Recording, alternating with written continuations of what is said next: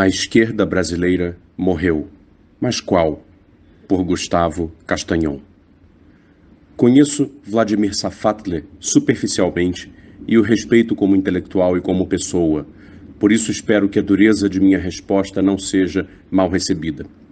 Seu artigo no jornal El País contém observações interessantes, mas tem uma tese central fundamentalmente errada. É claro que a esquerda brasileira, como a conhecíamos nos últimos anos, morreu. Mas qual esquerda? A resposta de Safatli não poderia ser mais míope e errada. Afinal de contas, a esquerda que morreu foi a dele próprio. Talvez por isso mesmo seu artigo, um tanto derrotista, tenha sido bem aceito exatamente no cemitério da militância petista. Não, a esquerda que morreu não foi o populismo de esquerda.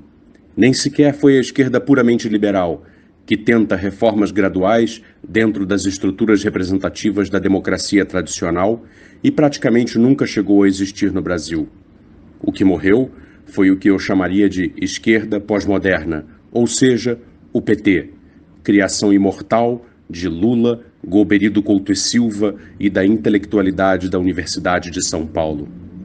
Safatli, reconheçamos, é a versão intelectualmente coerente dessa esquerda que, chegando ao poder, mimetizou o populismo na forma e no discurso, mas não para desafiar, de fato, as oligarquias tradicionais e as estruturas escravistas do Brasil, e sim somente para conservar as estruturas da sociedade brasileira e se perpetuar no poder, refestelando-se no banquete do Estado.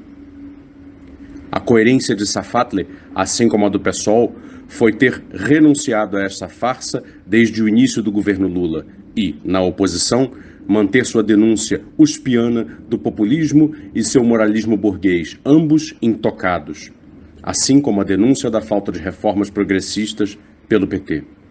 Mas com o PT fora do poder, o desconforto com o descompasso moral entre prática e discurso cessa e, incrivelmente, o PSOL volta para sua alma mater como uma viúva indiana desesperada que se atira na pira funerária do marido. A desgraça da esquerda espiritualmente petista, no entanto, é bem maior que seu desastre conservador no exercício do poder. Sua falta de horizonte de transformação econômica no governo acrescentou uma caricatura muito mais funesta a esse Frankenstein ideológico que agravou brutalmente o divórcio entre essa esquerda e as aspirações do povo brasileiro. A adesão, mais uma vez somente discursiva, a hipocrisia está no DNA petista, mas não no pessoalista, estes últimos aderiram para valer, ao identitarismo pós-moderno como substituto retórico para a manutenção de um ethos revolucionário no petismo, já que as transformações estruturais e universais na sociedade foram definitivamente eliminadas do radar. Foi uma tentativa desastrada de manter o apelo aos excluídos da sociedade, enquanto seu governo, que nunca foi além de políticas compensatórias, aprofundava a desilusão e o fosso entre sua mensagem e prática. Mas foi então que o fosso se tornou abismo. Era o nascimento da esquerda neoliberal pós-moderna brasileira.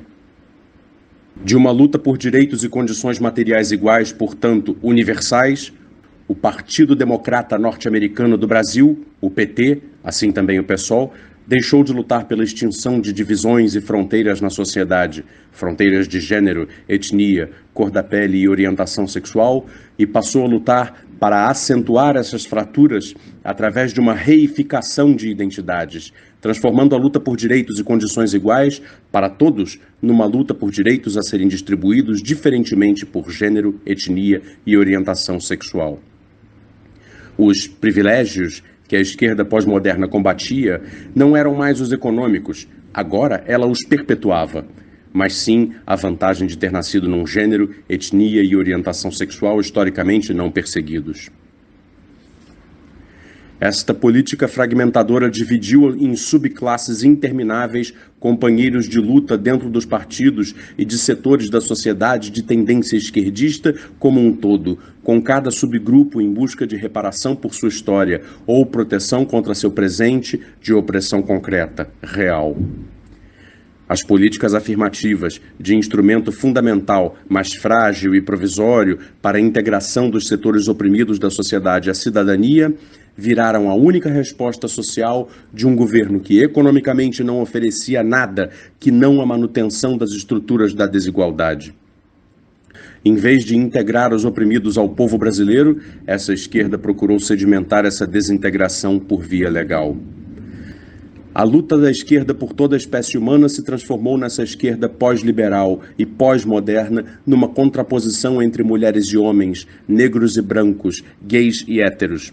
A luta contra a pobreza, o racismo, o machismo e a homofobia, em vez de se dar pela defesa e promoção da igualdade social e econômica, se transformou na defesa da diferença e segregação legal via compensações pela estrutura, esta sim, intacta.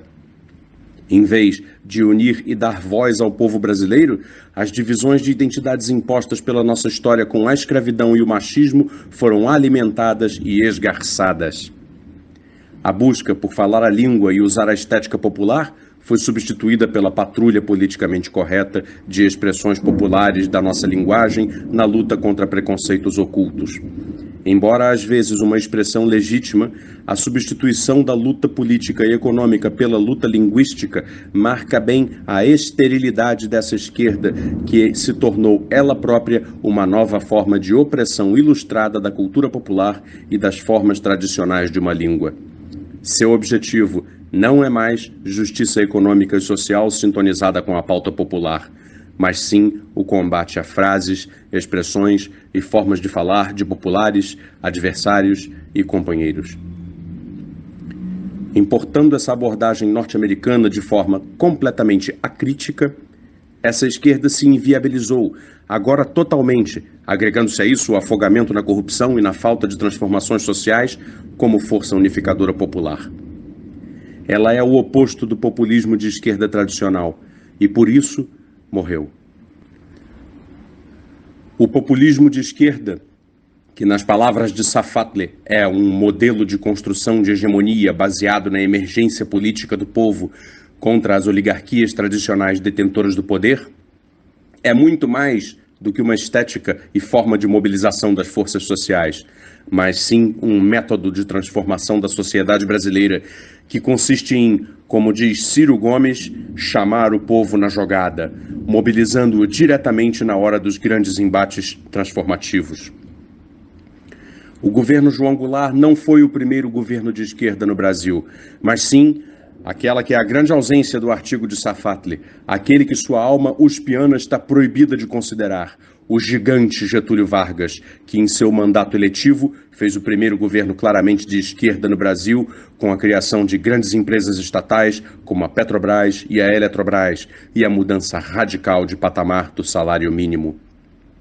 O que os governos Vargas e Goulart têm em comum é o entendimento de que o papel de um governo decente no Brasil é reformar nossas estruturas escravocratas e democratizar a economia e a propriedade. E que, para isso, qualquer governo tem que estar preparado para a mobilização popular, para o confronto democrático, e não conciliação com o núcleo das forças oligarcas brasileiras. Porque essas forças nunca farão qualquer acordo que diminua seus privilégios. Lula sabia disso, e ao invés de apostar no acordo com setores produtivos que ainda existiam da burguesia nacional para diminuir nosso fosso de privilégios, apostou na conciliação com o sistema financeiro nacional, que é o verdadeiro núcleo do novo oligarquismo brasileiro. E fez isso para que tudo ficasse como está, principalmente, é claro, com o PT no poder. Foi a lição de Vargas e de Goulart que não foi ouvida pela nova esquerda pós-moderna brasileira. E é por isso que ela, sim, já está morta, seu legado desmontado e sua base organizacional popular dissolvida, enquanto o legado trabalhista do populismo de esquerda para os uspianos ainda é tudo aquilo que sobra de Brasil e de direitos dos trabalhadores, e que a elite oligarca busca, numa corrida contra o tempo, exterminar completamente da Constituição. Essa é a esquerda que ressurgiu das cinzas, a única que já fez algo pelo país e por seus trabalhadores, e que estava impedida de crescer por ter sido mimetizada na forma e não no conteúdo por Lula.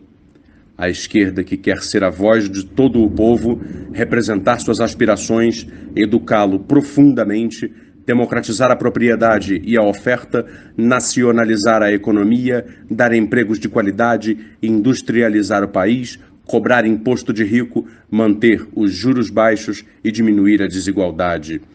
A esquerda, entre aspas, está morta. Viva a esquerda genuinamente brasileira.